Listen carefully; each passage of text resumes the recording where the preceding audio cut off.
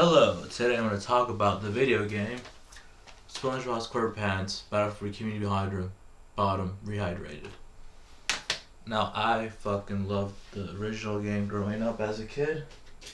Here's my copy of it, signed by Tom Kenny himself. And this game is literally a carbon copy of the game with a new coat of paint.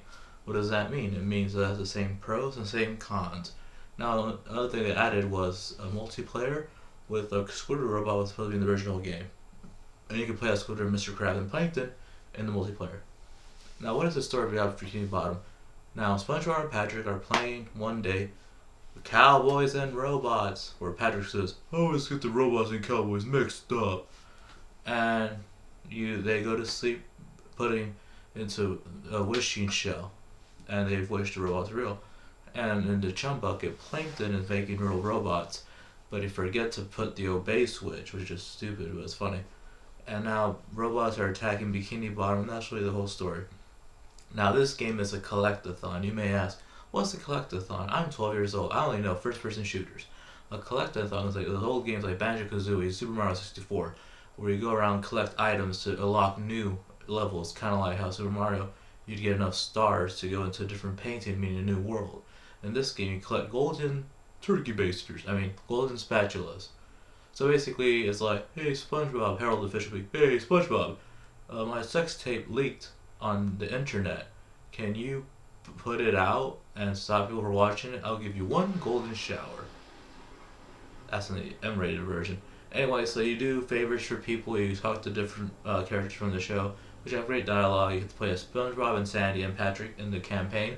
And like I said, Squidward, Mr. Krabs, and Plankton in the multiplayer. Now, what do I like about this game? The platforming is amazing. Now, sometimes it get a little tricky jumping, especially if you do a double jump too early. You can probably fall before you make it to the next platform. But the platforming is great, just like in the original. The other con is sometimes the game gets ridiculously hard for a kid's game. Like, there's some levels, there's some Squidward spatula stuff that are actually really hard. They didn't actually get Clancy Brown voice Mr. Krabs, which sucks. I mean, they could have done it, but like I said, this game is a little carbon copy of the actual game. Now, the cool thing is, with SpongeBob, he had new abilities like bubble stuff, like a bubble rocket, a bubble bowling ball to destroy enemies, and bubble stick to hit enemies, and a lot of stuff where you can hit enemies a lot easier. Sandy has a lasso, and Patrick can throw things. So really, the gameplay in this game is top notch. The graphics are amazing. It's so colorful and bright. Some levels, especially Kelp Forest in the original, were really dark, but this time everything is bright and colorful.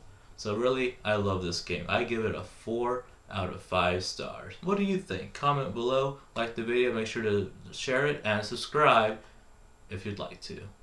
See ya.